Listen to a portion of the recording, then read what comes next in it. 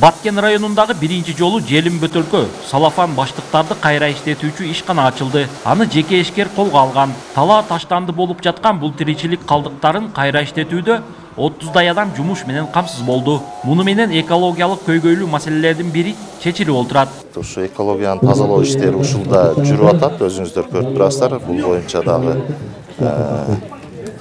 бүт жерлерден ушу жеке ишкер өзү деле жоопкерчилик чектелген коом Баткен таза аймак деп атаган. Ушу Баткен аймагы таза болсун деп ушундай иш-чараны уюштурдук. Бул биздин Баткен районунун экологиялык абалын жөнгө салууга чоң рол ойнойт. Ишкананы куруу үчүн 12 миллион сомдой акча каражаты сарпталган. Анын 5 миллионго жакынын жаратылыш ресурстары министрлиги долбоордун алкагында бөлүп берген. Азырынча Желим Бөтөлкө менен салафандарды майда сырьёго айландыруу мүмкүнчүлүгү бар. Ишкер дагы бир завод курууну көздөп жатат. Максат ишке ашса, таштандыдан желим жашык жана суу түтүктөрдү жасоого шарт түзүлөт.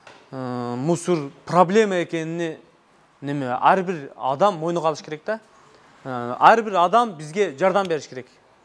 Ар бир адам бизге жардам берсе, тез эле биз алыс күндө эмес, жакындагы күндө эле мусордон айрылабыз да биз. Ар бир өзүбүздүн мына шаарыбыздын, айылыбыздын ар бир жаран өзү аракет кылып ушуга бир аз салымын кошсо тазаланабыз. Таштандыны кайра иштетүүчү ишкананын ачылышына келген жергиликтүү бийлик өкүлдөрү ишкананын жерин трансформациядан өткөрүп, тиешелүү документтерин бүткөрүүгө көмөктөшкөн.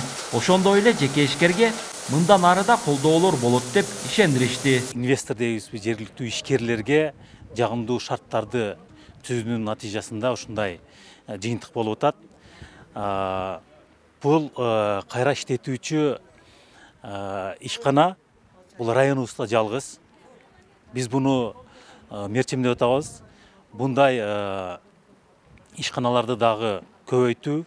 Адистер белгилешинче, таштандылардын арасында чирибей көп жыл жатып калган Желим Бөтөлкө менен салафан болгондуктан муну кайра иштетүү киреше табуунун жолу эле эмес, экологиянын жакшырышына да таасир берет. Улан Маккамбаев, Адыл Орозалиев, ЛТР, Баткен облусу.